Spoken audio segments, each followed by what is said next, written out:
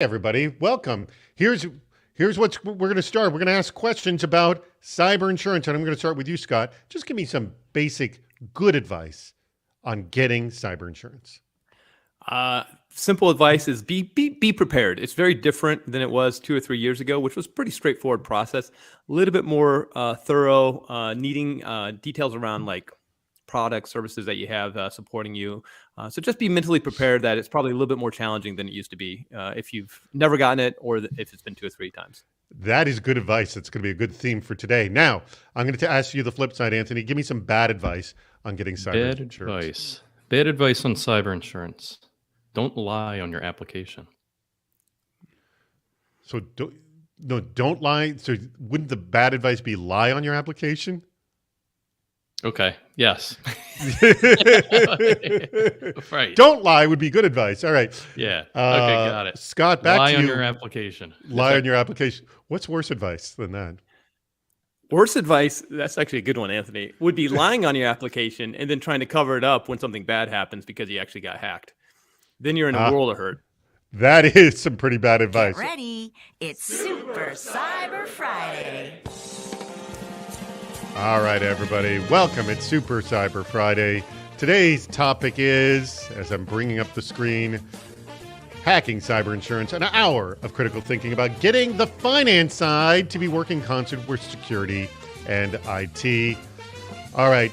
Today's guests are Anthony D'Agostino, CEO and founder of Converge, and Scott McCready. Actually, you know what? I don't think that was the subtitle for our thing. I think that might have been the subtitle for our discussion about budget. My apologies, but no big deal. We're still talking about cyber insurance. In fact, I think the subtitle was... No, that was right. That it was correct. I'm sorry. I'm looking at my notes here. Scott McCready is also joining us. He's the CEO of Soul Cyber. This is going to be a great discussion. I've had a lot of discussions with Scott prior to this, and this is going to be really fascinating. Our sponsor is Scott's company, Soul Cyber, which, by the way, they're an interesting company as well, and we'll explain that later in the show as well. All right, 7 different ways to participate in today's Super Cyber Friday. For those of you who are new, do me a favor. Pipe up in the chat room as if this is the very first time you've ever come to a Super Cyber Friday. We want to know who you are. We'd love to hear from you. Please pipe up. There's lots of different ways to participate. Here they are. I'm not going to read them all through, but the key thing is you got to remember, we have a bad idea. You label it bad idea, how not to apply for cyber insurance. And good ideas are how best to get approval tips for cyber insurance, 10% better. We'll have voting on polls, ask questions. You'll see a link at the bottom to ask questions. All right, Yehuda's a first-timer. Parker's a first-timer. Kayla's a first-timer. Antonella's a first-timer. Gary, Liz, and Scott, and Patricia in Super Cyber. Oh, not... Patricia's been with us, but for first time with Super Cyber. That's great. All right. Here's our schedule. We did good advice, bad advice, worse advice. We want your bad ideas. We want your good ideas. We'll play the public interest. We'll put up polls for the bad and good ideas. We'll play the Department of Yes.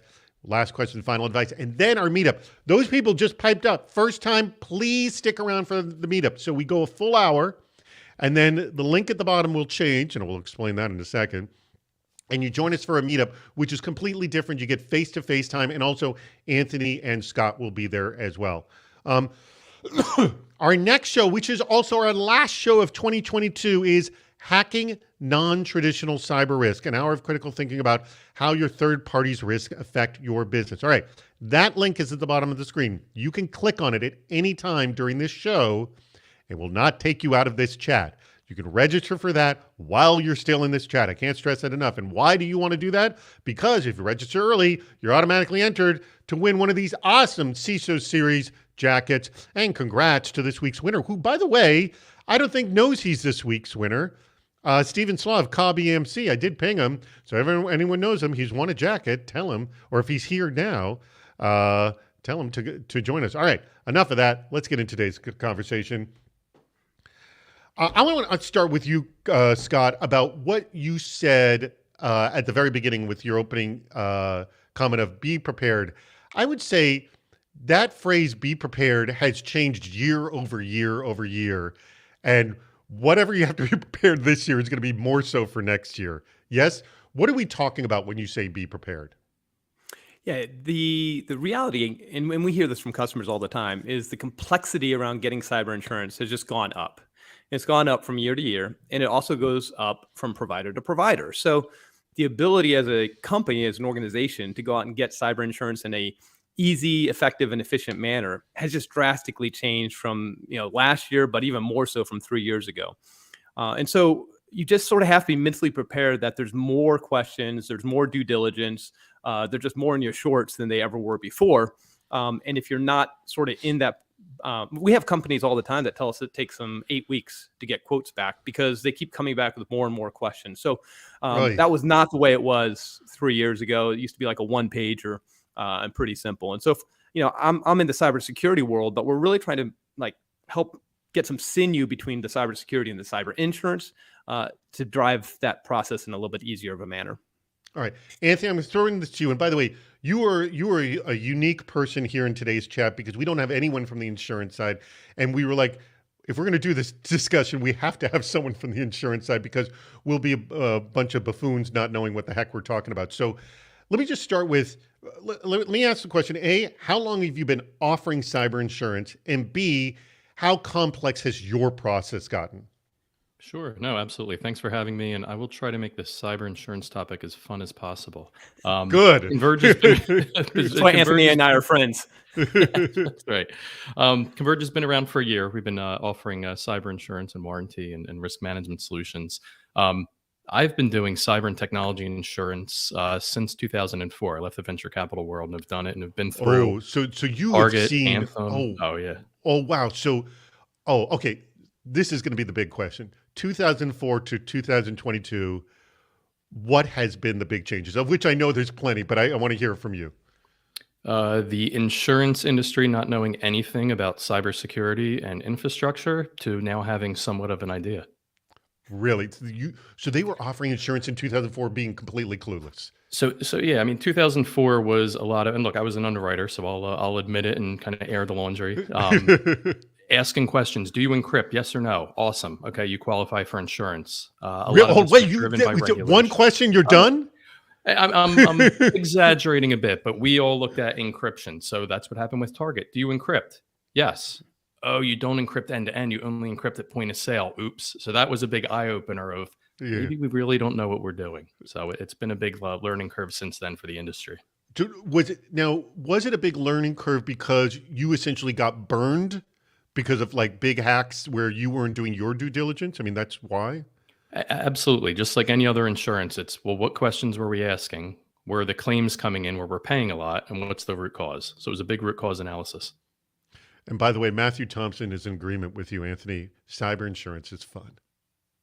All right. We do have a cyber insurance. We're going to play the public interest game with the cyber insurance bent to it. So we're going to make it fun, whether you like it or not, and this whole show. And we're going to play the best bad idea, which, by the way, and say. So Rich just said something that we talk about all the time, which is if you have AV in a firewall, you're good. And it's literally a joke I say all the time because people think that's sufficient. And that's obviously not from a security standpoint, but also from the cyber insurance standpoint. In 2004, was it sufficient, Anthony? AV in a you didn't firewall? really need a firewall. AV was nice. Okay. All right, cool. So, by the way, get your questions in. Throw in your questions. Please do that. And we'll try to address as many as you want. So, let me explain your model and why we're having this conversation about cyber insurance. So this whole discussion of cyber insurance is because it gets so complex. There's so many questionnaires, like you just said, Scott. Sometimes it takes 8 weeks to get a quote because you're going back and forth. I'll ask you, Anthony, does that still sometimes take 8 weeks with some potential clients because you're going back and forth endlessly with them? So, I mean, we streamline the process a bit, but in general, I'll speak for the industry. I mean, you have some of the more traditional insurers that aren't tech enabled, and it can take a while. How many service admin accounts do you have? Oh, wait, it's 1,000. Then you come back. Well, where are they? What do they have access to? Is it in certain departments? And then you get the answer. Well, can you close down some of those? So there is some going back and forth. Some of the bigger companies, it gets pretty technical. I'm sorry, is your company just isolated on cyber insurance? Just that? Yeah. So right now we just offer cyber insurance. Oh, okay. So that's quite unique for you. All right.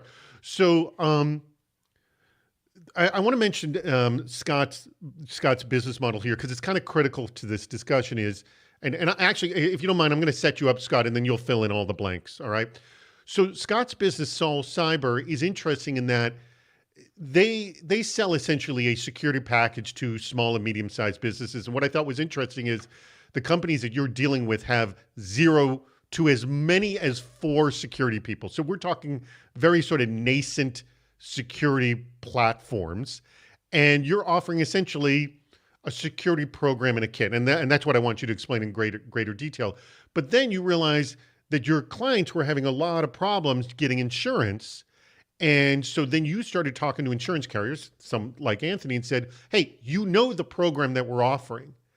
So if we have a client that has our program, can we sort of skip a lot of these questions since you just know, quote, they got the Sol Cyber model, if you will?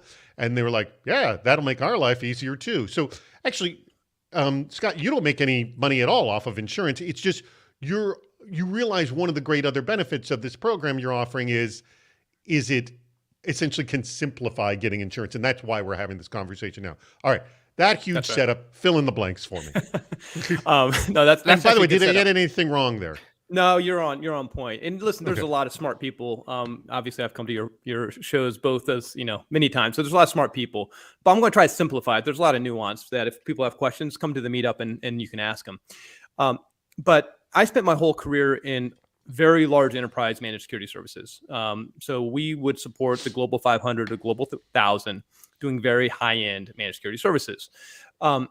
And the thinking was, how do we make the CIO, head of IT, CFOs, CISOs in the mid-market, how do we make their life easier? And what we did was we took all the best-in-class tools that the big boys use, and we packaged it into a monthly package so that if you're, 50 seats, 50 users, all the way up to 2,000 users, you can just buy this in a per user per month. And this is literally blessing. If I were to list them all out, people would know. But it gives you an entire security program, sort of from start to finish. And we really try to make it outcome based. And what we find is that customers absolutely love it because they can either, if they have the knowledge, they recognize it's all best in class. If they're not security experts, then they just want to be able to get this off their plate. And if you are a security expert, oftentimes they don't have the people, and that's not where they want to be spending the time. So we really try to drive this. And the joke I used to make, it's like Netflix, back in the day. You could go out and rent your movies wherever you wanted to. What Netflix did was went out and got best-in-class content, some comedy, some thriller. They stitched it all together and they offered it $9.99 a month. Well, we sort of do the same from security. And what we realized was as soon as we built that, I was like, what would be the next thing if I were a CIO or CFO that I would care about? And I was like, cyber insurance. And I was like, that has nothing to do with us because there's literally no connective tissue between the cybersecurity programs and cyber insurance, except for maybe once a year when the CFO kicks it over to the head of IT and says, hey, by the way, here's a really long sheet you had to fill out. And because we're one of the only companies that does an outcome, you have to buy our foundational coverage if you're a customer. We went to the insurance industry and said, hey, we are offering a guaranteed outcome that we're going to use best-in-class stuff. It's going to be delivered. You can ask us, quarterly if we're still providing services to the customers. And the insurance industry loved it. Now, as you can imagine, finding insurance underwriters that are innovative and wanting to look at something like this was a challenge. It took us a long time. And that's where Anthony and Converge came in, is we built a relationship and he really helped drive this through. And so at the end of the day, obviously, to have our customers say you can get cyber insurance easily is a benefit to us. We don't make any money, but the policies we get, it is very common to get a quote back in 5 days. You're pre-approved. And anybody who's gone through cyber insurance knows that being pre-approved and getting your quote back in 5 days is lovely.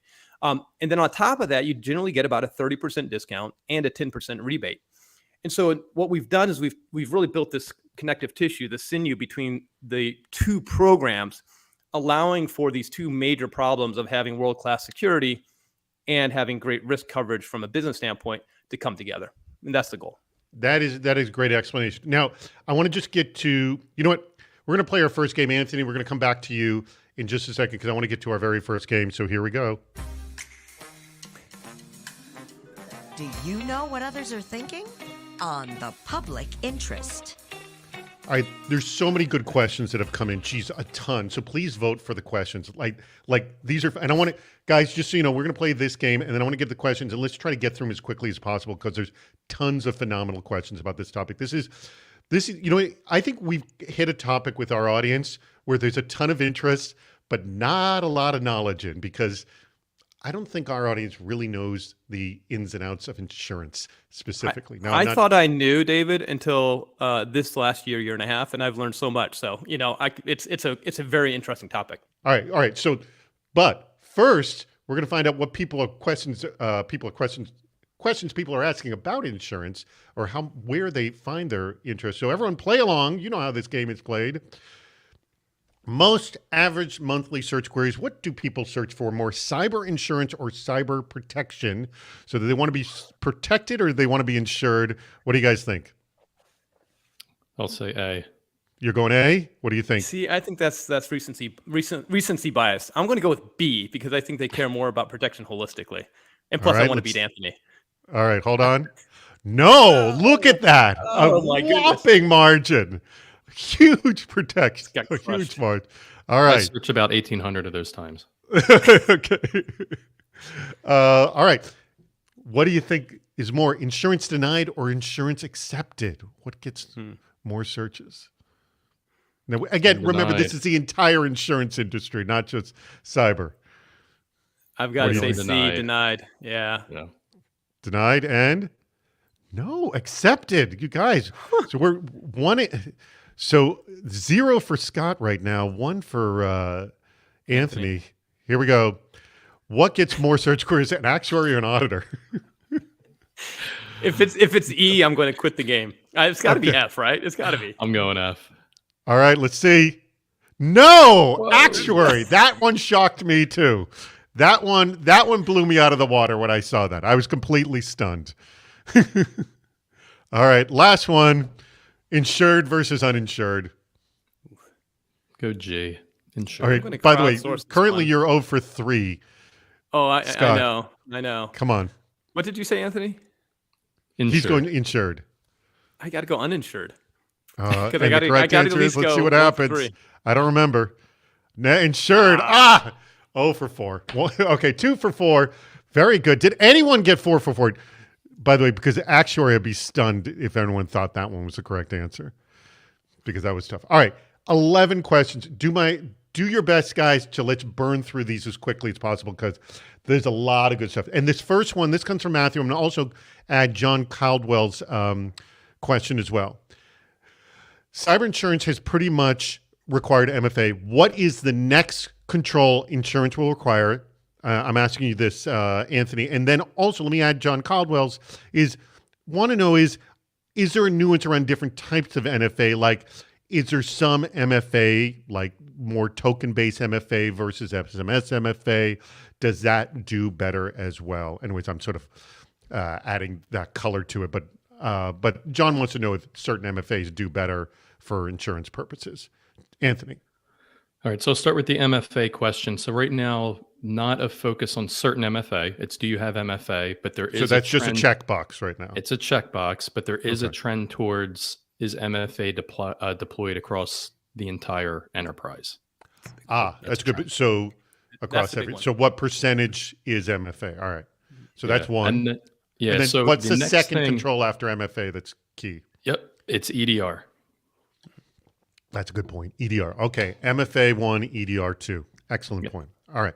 That's very good. All right. Let's go to anything to add to that, Scott? You don't need to add each one, do you? All good. No. Okay, cool. This next one, I like this one. This comes from Mariano Mattel, who asks, what certifications can help reduce cyber insurance? And he throws out SOC 2, High Trust, ISO 17001. Either one of you pipe up on this one. What do you think is there a better one? I'll throw this out 30 seconds, which is I don't see those questions specifically coming up, but what those certifications do is they tend to have things inside of them that would lead to checkboxes on your insurance. Okay. Anthony? Yeah, I agree. There's less emphasis on certifications. Like High Trust is nice. Higher emphasis on compliance with regulation.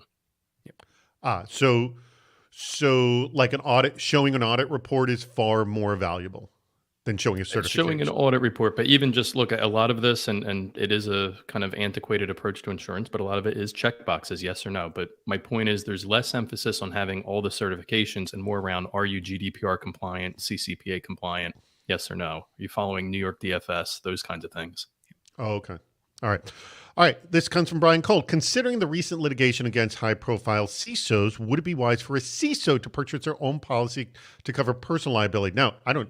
Do you cover something like that? Because we've talked about this, about getting employment agreements with companies, but not specifically insurance. Is this something you cover, Anthony, or no?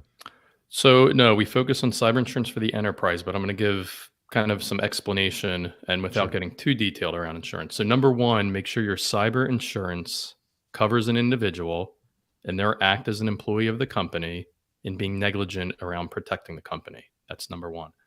Number two, if you're CISO, especially of a large public company, your director and officer insurance, you want to make sure that you're covered under that because the director and officer liability comes into play there. That's right.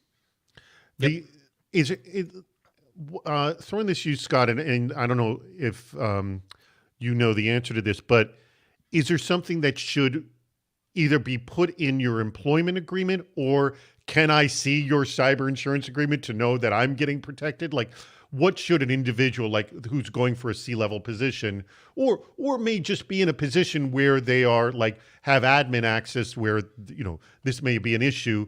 What should they ask to see to know I'm going to be protected by the company should something hit the fan? Yeah, Anthony hit it right on the head. D&O, directors and officers, for all of your senior people, that's a given. And then, so if you're a C-level person, you should be asking to see that upon hire. But does that also cover? I'm just someone who's like who isn't of a director and officer level, but who has just got admin access. Like, do they come after people like that? I don't know. I've never in my entire career ever seen an admin. Now, obviously, if they do something malicious on purpose, then they can become. But due to negligence, I have never seen that happen. Okay, cool. That's good to know. All right, let's jump to the next question here. Lots of good stuff. Oh, this is definitely for you, Anthony. How much has ransomware, which I think is a lot, changed the landscape for insurance? My answer to this, not being insurance, is a lot. Yes. A lot is right. So all data breach driven over the past 15 years, the last 2 to 3 years has been ransomware. Now the big difference there, and I'll talk a little bit about it. Data breach had a longer tail, if you will. Breach happens, you notify, class action suit, probably take 2 to 3 years to mature and the claim to come to fruition. Ransomware, quick demand, business interruption. I mean, these are quick hits and quick payments. That's why if you're a cyber insurance buyer, you've seen the premiums go up because all the insurance companies are revisiting the pricing model. Yeah. Oh, I'm going to get into that in a second. By the way, I did not mention that our poll is live of the bad ideas. We have yet to have a single vote. So there's a lot of you on right now, and I want you to vote for your favorite bad idea, of which there are sufficiently a lot of them. For example, I saw Valerie suggested not buying insurance from any company that doesn't have a mascot. I'm going to ask you, Anthony, do you have a mascot? Define mascot. I don't know. Do you have like a logo, like a gecko or something like that? We actually have a mascot. Soul Cyber does. Scott has a mascot. We have a mascot. Oh yeah, you get the armadillo. We have the armadillo. Yep. Yeah, but you're not selling the insurance. I mean, we're bringing it together, David. We're bringing it together. All right. So please vote in the poll, and also if you have not clicked the link at the bottom of the screen to join our very last one of 2022, please click on that link. Join us. Please do that. All right, let's get back to the questions. Again, lots of good ones. Please throw out more. We're going to get through as many of these as we possibly can. So, by the way, that question came from Ian Pointer. I don't know if I mentioned that. So, I want to ask this question because I remember I was asking this, Scott, offline before. I think about just the insurance industry in general. I think about like auto insurance, and they've got decades of actuarial tables. You can't really operate off of that for cyber insurance. What the heck are you operating off of to figure out this? Yeah, I mean, at the end of the day, it's still actuarial table, but there the data's are a little like, bit more but nascent. like, how long do those last? So it's constantly updated on a quarterly basis. So it was all data breach driven, and in the early days, it was based off of non-cyber insurance policies. We can get into as much detail as you'd like or not like there. But But now, I mean, we have probably 10 good years of data and claim data. So it's a starting point. Know where property or auto is, to your point, but we're getting there. Okay. So, I mean, but so let me ask you, I mean, you've obviously seen the tables. Are they running some logical progression, or is it just like this quarter is completely different than last quarter, or that quarter? It's like, I can't make any sense of this. So yeah, I'll answer it in two ways. It's a logical progression from an actuarial point of view, in where you take historical data and you assess premium adequacy, and you have proper premium going forward, or proper pricing going forward, and fair pricing going forward. The problem is, in insurance, it's all historical, right? It's all backwards facing. New threat of tomorrow that we are not contemplating and we don't think is big now, but will be big tomorrow, causes you to catch up and look backwards. That's the issue.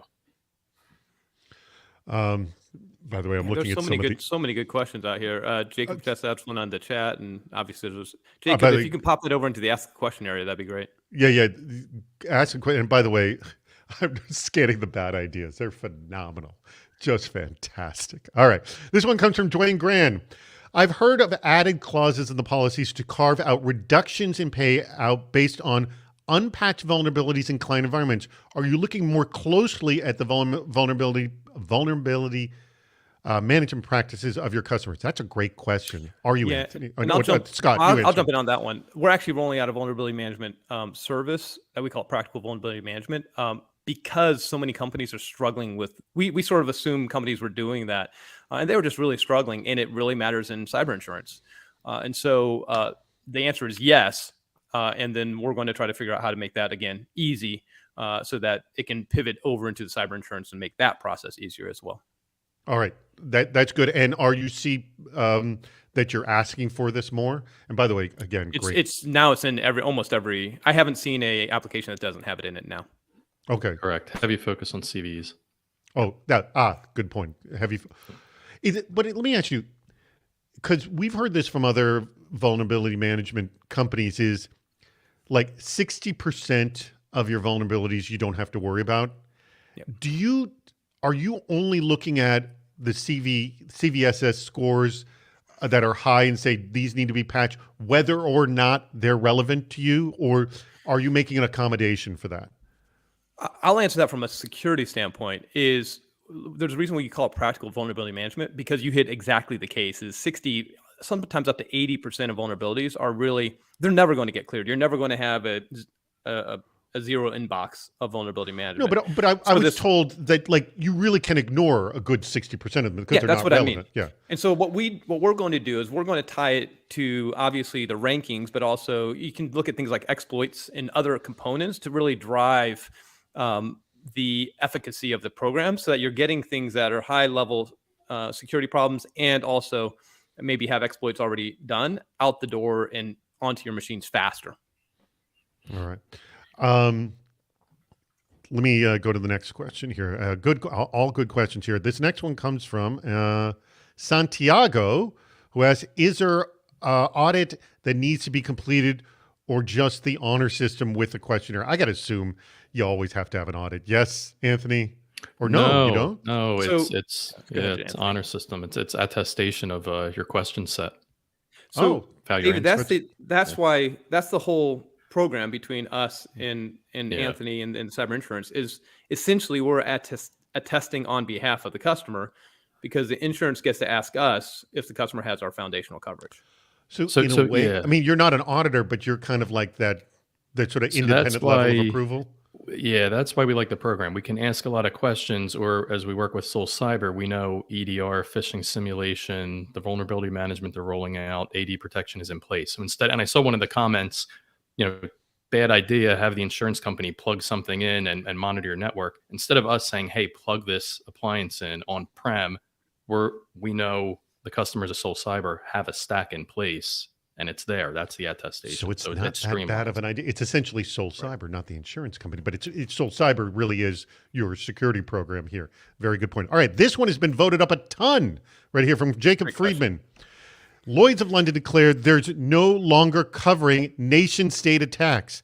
How do you see the industry approaching attribution in the future, like determining if it's a proxy or just happens to be in a hostile country versus actual government-backed attack.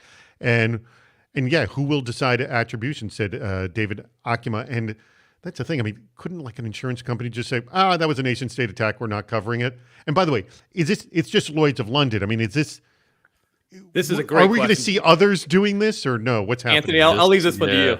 This is the hottest topic. Let's clear the decks for the rest of the day and talk through it. But in all seriousness, so the Lloyd's Market Association has provided guidance to have certain exclusions around nation state attack and acts of war. What is an act of war? What is a nation state? Right now, for most of the versions that are drafted, and again, it's guidance to the London underwriters to adopt this because they're trying to manage exposure across their London book. Attribution, burden of attribution falls onto the insurance company. So working with the right IR firm, forensics firm, giving definitive attribution, this still leaves a lot of open questions on what is an act of war? Is it kinetic? Was it nation state? Do you have a duty to defend coverage until it's deemed nation state? So there are some aspects of insurance is duty to defend until proven excluded. So there is still the coverage for nation state attacks, but we have to watch how these exclusions are going to be adopted and does it affect coverage? All right, we're not going to clear the whole. This will not be answered today by any stretch. It's a damn good to question. Be a gray area, but look, I mean. Yeah. But do you see here's my thing is when someone like a 500-pound gorilla like Lloyd's of London says we're making the decision, then like everyone starts to follow in suit. Do you see this behavior to literally like we're all going to fall in line here? It could fall in line as the reinsurers, who are the insurance companies that stand behind the direct insurance companies, push this more. So I guess without getting too detailed, the whole premise of these exclusions is for one reason.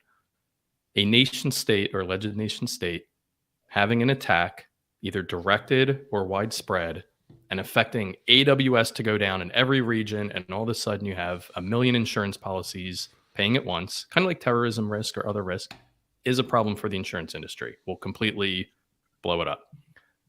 A directed attack, a la Sony Pictures or others, that's what by alleged nation state. Intent of coverage, yes. All right. Okay. Let's get to. We got more questions. Jesus, this is hands down the most questions we've ever had on a topic right here. All right. The Ian Pointer question that's been answered right there.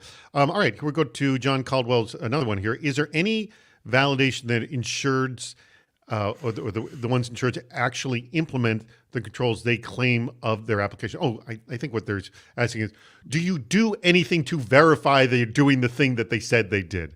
From John Caldwell. And I'm assuming, like, working with you, Scott, there's that verification. But say you don't have a Scott situation, what do you do? Exactly. So first, that's why we like the programs with Scott. That gives us the validation. I mean, to the extent an outside scan can look at external vulnerabilities, yes, but we look at the questions answered on the application, and it's that attestation and warranty that you answered them truthfully. All right. So the answer is either you get an opportunity to work with Soul Cyber or you just hope they're answering them truthfully.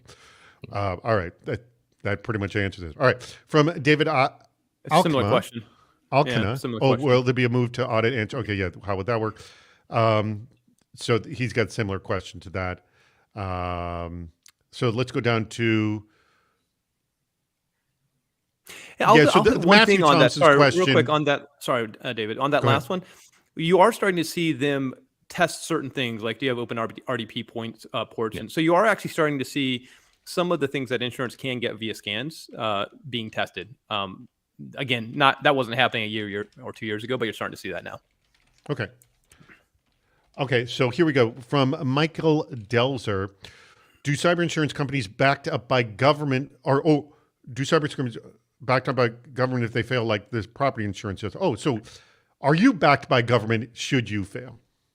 Okay, so there is what is called, very quickly I'll do this, admitted insurance versus non-admitted. Admitted insurance means you file your rates and your policies with each state that you want to do business in. Mm-hmm. If your company goes under, or goes bankrupt or insolvent for any reason, the state surplus insurance fund will cover you in case you have claims from a now defunct insurance company. Mm-hmm. If you're non-admitted, there is no state protection. So there's no federal protection in cyber insurance or really any insurance lines, but there is to an extent, but there is state by state coverage. So our coverage is non-admitted at the time. We do not have admitted coverage, but most companies in cyber insurance are not admitted for a variety of reasons. Okay.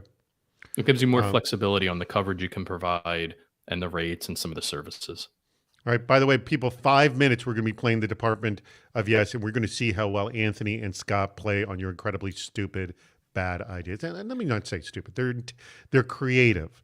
You're very creative, bad ideas. That's what I want to say. All right.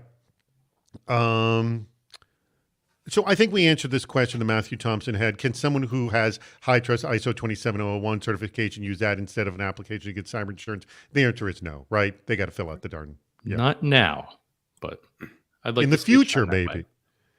Okay. May you be leading the charge on that, Anthony.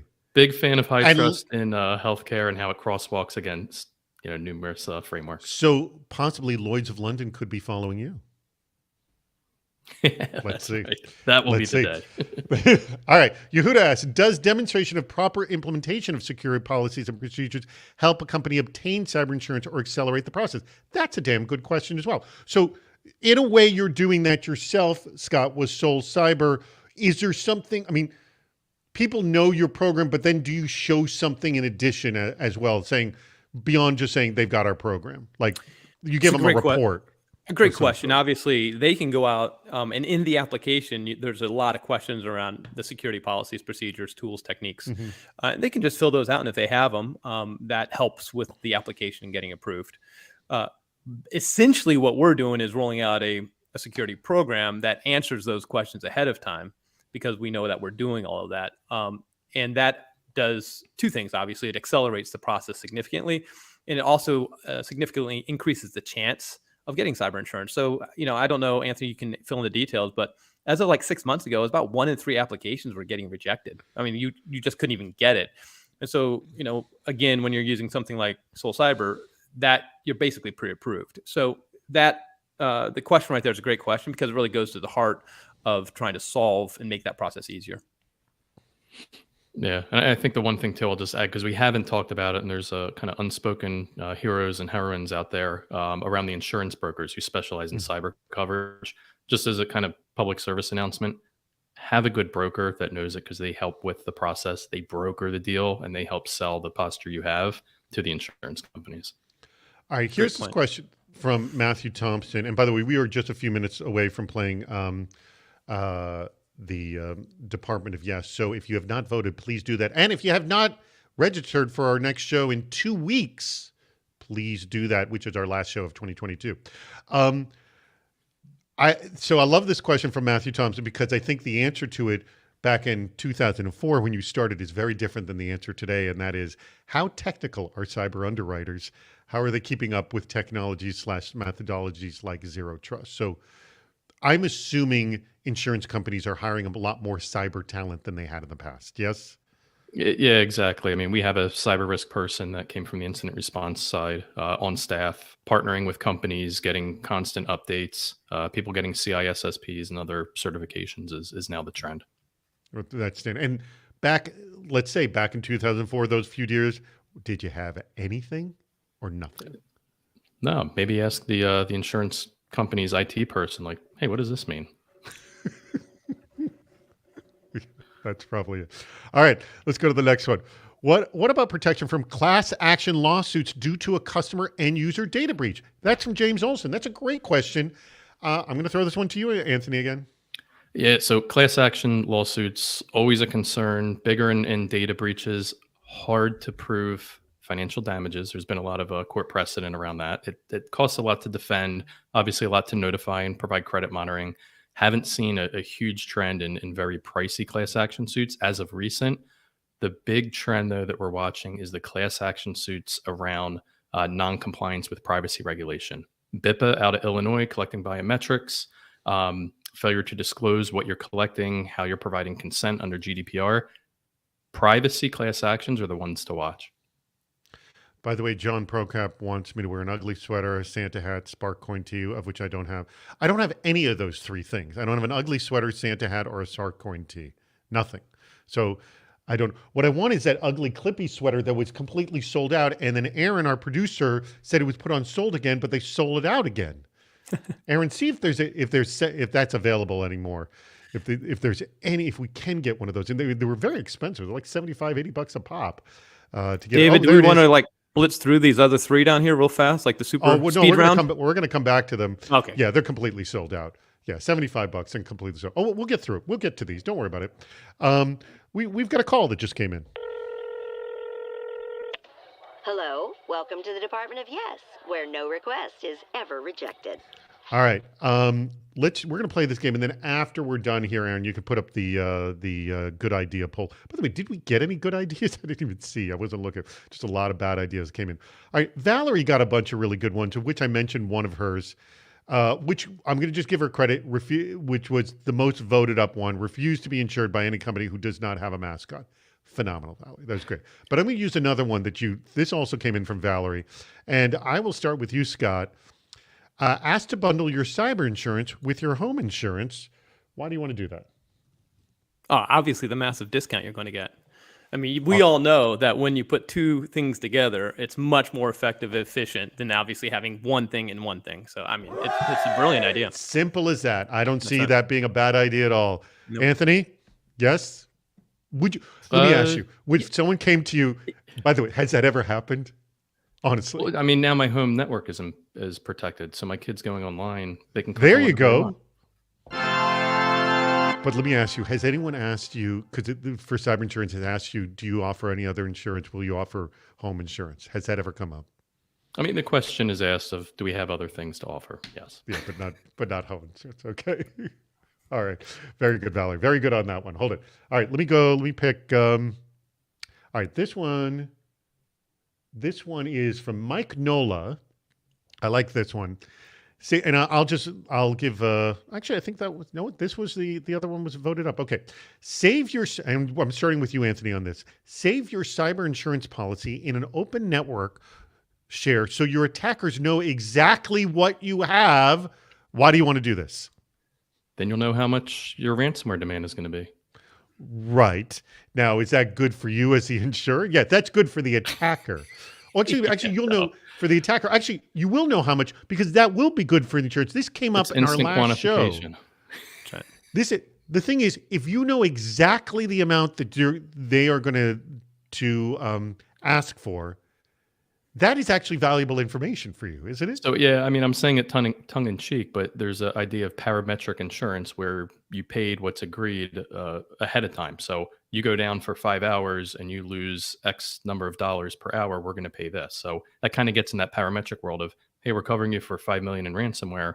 We're going to pay the $5 million because they're going to demand it. Right. So, all right. Bravo! Scott?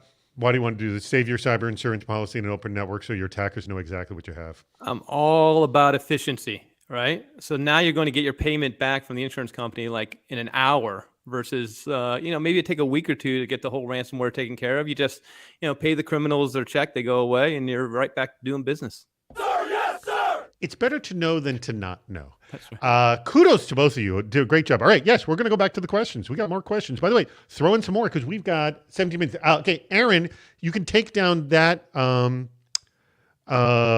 and you can put, I think you just put up, did you put up the new poll? Yes. And there are some good tips here in the 10% better poll.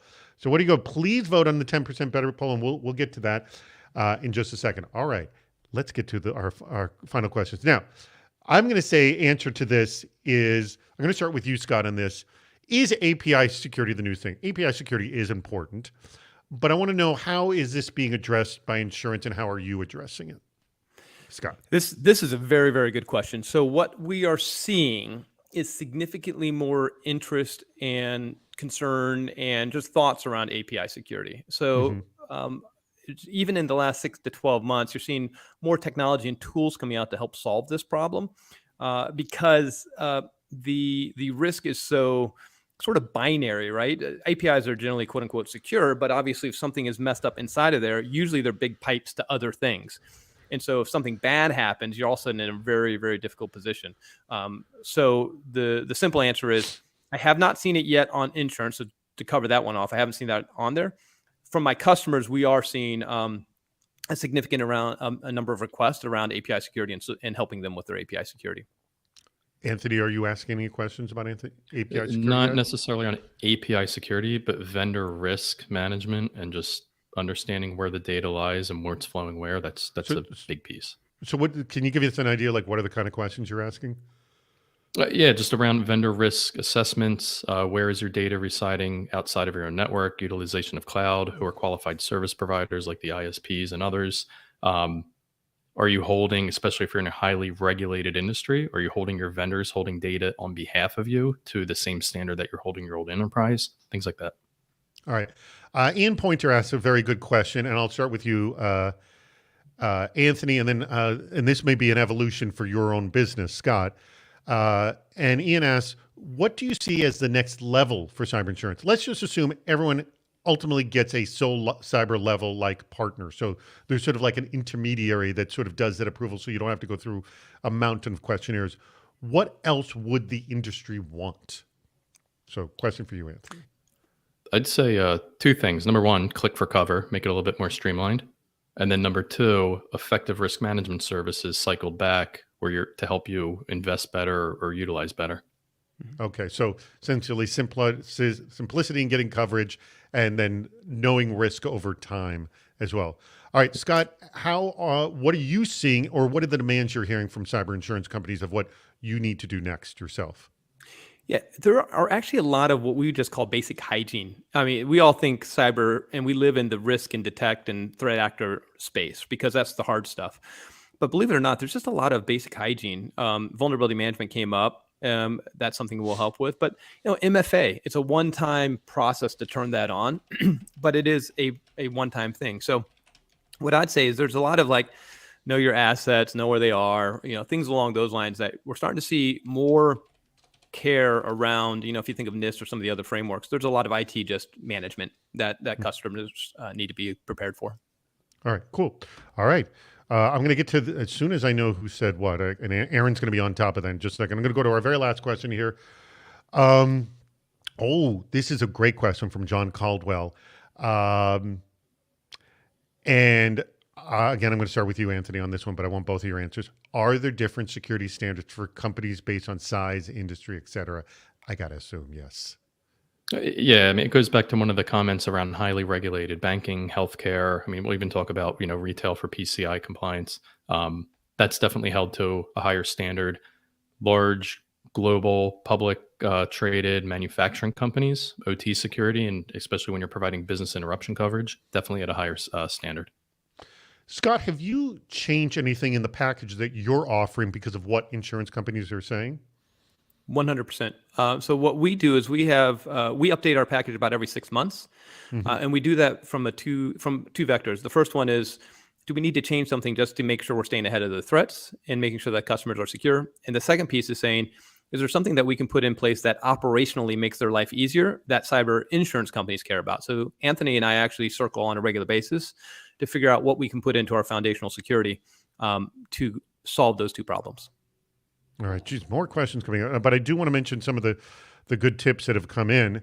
I will mention this came in from Russ Harland, who says, never let a crisis, in this case an insurer's questionnaire that can expose gaps in protection, go to waste. Be honest. If the insurer has a problem with those answers and changes need to be made, then your funding request to rectify those problems may be more easily approved. Have you found that to happen?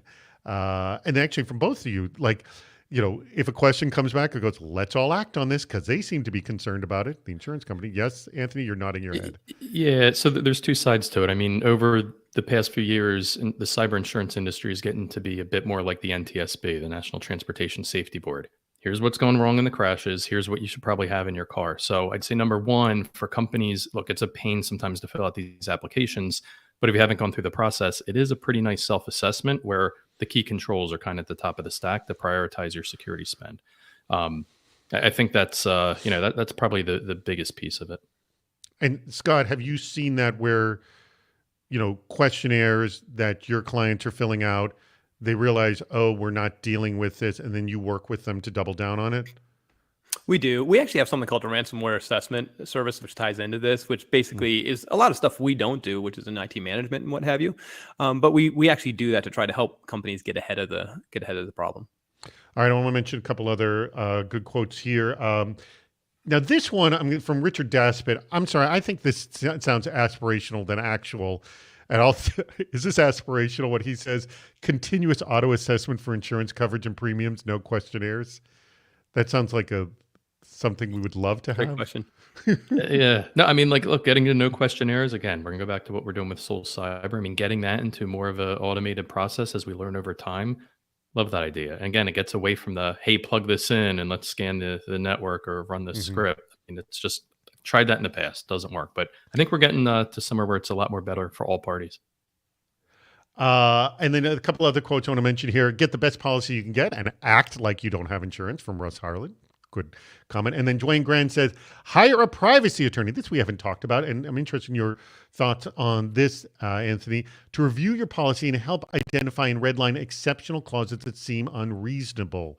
Does that ever happen? Privacy issues. I mean, GDPR obviously being a big one. So, I mean, okay, to give some good advice and some honest feedback. So first, having a good privacy attorney, absolutely. Forget about your insurance. Just having one on call, having that relationship, critical. And especially an attorney that specializes in breach and has the relationship with the regulators and the AGs. I've seen that save a ton of money for a company. Forget about even the insurance. So that's one. Number two, I mean, there is going through the insurance language. Some companies hire outside counsel to redline it and kind of change coverage.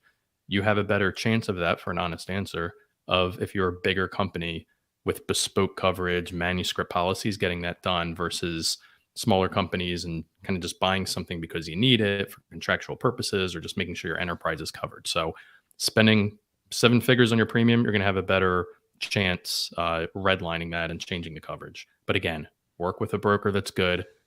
Work with an insurance company that has the coverage that fits your needs. That's the key takeaway here. All right. What I'm going to do right now is I'm going to wrap this up, but we're going to have a few minutes left. I want you guys to mention like best ways to communicate with you. By the way, both of them are going to be available on our meetup immediately afterwards. If you have not clicked the link below, please do that right now. Click the darn link below to register for our next show and last show of 2022, Hacking Non-Traditional Cyber Risk. And remember, register early. You're automatically entered in raffle to win a CISO Series jacket. If you do it by, not next Tuesday, but the Tuesday afterwards, you're automatically entered to win the jacket. So do it now. Click the darn link and register.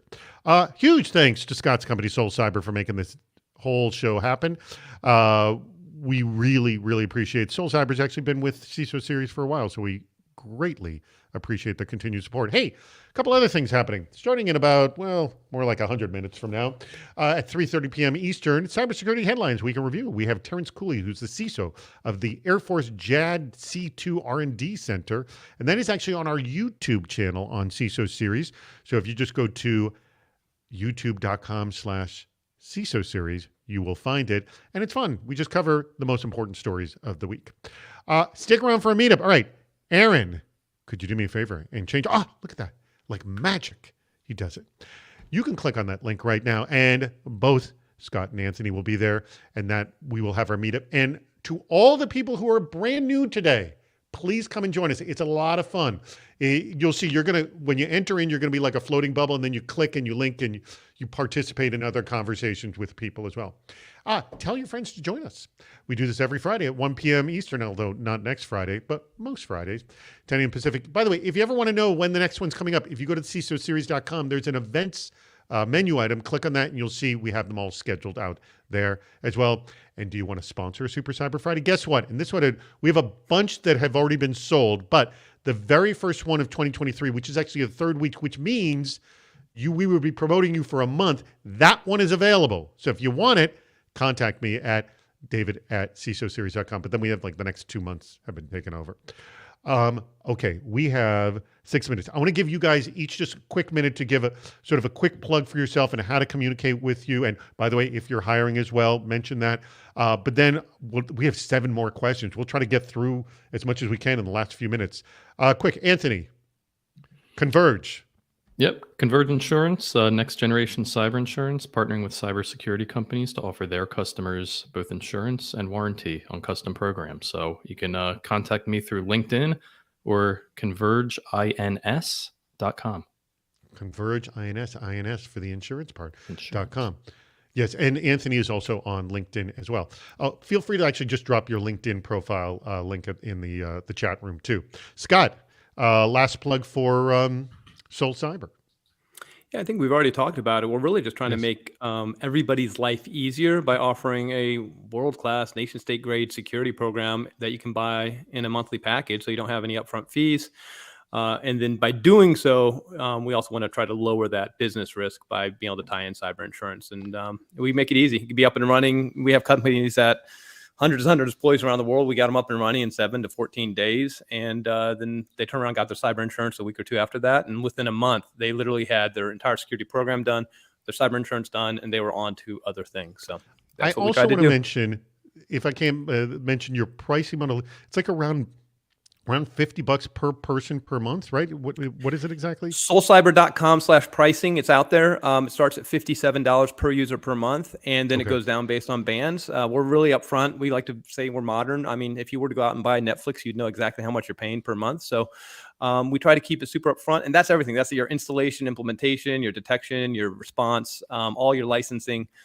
It's all baked in there. And what's the smallest size company you'll work with? 25 users. Really? Wow, that's tiny. Okay. I'm quite impressed. All right. We have, you think you can handle a couple more questions? Let's do a speed round. Let's see how many we can get through in the next 3.5 minutes. This comes from Guillermo Rauda.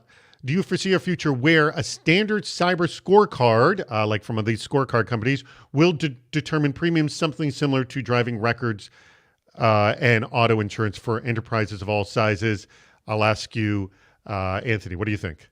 And say that again. That was around the like some kind of scorecard. cyber scorecard. And Richard Daspit says this is starting to happen now. Are you seeing that? Like, do you look at these rating services like Security Scorecard or BitSight? So yeah, I mean, look, outside scan for public IP traffic is a data point, but not the end all be all. We all know that external vulnerabilities don't always talk about the entire enterprise security. So it is a data point. We use our own proprietary scoring method that pulls in outside data plus some data that we have access to for aggregated behind the firewall, and then looking at MITRE ATT&CK framework and other frameworks to come up with our own score. And that's how we get to the discounts. But David, we're trying to solve. I mean, candidly, this is what we're trying to solve, right? Is in the future, you could use somebody like us, or I'm sure others will do it, and then all that data basically pumps out a score in a way that says that you're in a good position. All right, just a little over 2 minutes right now. This comes from Dave. I don't know Dave's last name. Is there a benefit to using vendors your insurance carrier is already partnered with to perform your security assessments, i.e. lower premiums, better IR, or forensics when needed? So instead of combining your home insurance, combining your insurance with whomever your vendors are, you're nodding your head, Anthony. This is a good question, Dave. I think this is important. I'm glad this came up because it is a good note to make. Two things out of that. Number one, the insurance companies are doing, and I'll speak generally, not just for Converge, but are doing a better job of offering some proactive services included in their insurance in general. So take advantage of it. You can get some stuff for free. The bigger thing is, and this is, the removal or the silos between security and finance or whoever the insurance buyer is. Make sure, if you're on the insurance side, that the security people know about the insurance they bought. Because I've seen incidents go south way too quickly when the security team is dealing with an incident, hiring their responders, and they didn't realize there was insurance purchased. And all of a sudden they look at their insurance, and that insurance company requires you to use certain vendors. Not connecting those dots ahead of time is bad. Yep. They're requiring certain vendors. Wow. So as an example, they may have a certain incident response company that you have to use. And again, this all goes back to if you're getting your car fixed, sometimes they say you have to use this, obviously, place to fix your car. It's the same way. So you could go out and get your own IR company and then find out that they're not an approved vendor by the cyber insurance company. I get it. All right, quick, 50 seconds. Do you see, this comes from Mark, do you see adversarial learning based on cyber insurance audits and questions? Do attackers change their strategy based on what is asked and protected? I'd be surprised. You think? No, they. I mean, I'll answer this one. They go straight for whatever's working, right? Yeah. And then the insurance follows along and says, "Oh, look, OpenRDP got used a bunch in a bunch of hacks. We're going to now ask questions about that." All right. That's right. We're going to wrap this show up now because we are at the very end of it. Everyone click the darn link at the bottom of the screen. Join us for the meetup. These gentlemen will be there as well.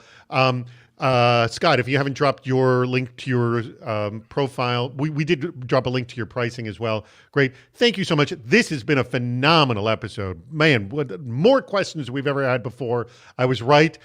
I'm going to thank both of you, Scott from Soul Cyber and Anthony from Converge. Anthony, you really provided something that we have not seen here. A viewpoint on insurance where we got a lot of sort of tech view and cyber view, but we have not had a good insurance view, and you've really provided that today. So thank you so much. And thank you, Scott, as well. Greatly appreciate it. All right, we're now 20 seconds over. Let me say goodbye. Thank you to Aaron and Andrew, our producers working in the background. Everyone click that link there. Let's enjoy the after party and meet up and chat around.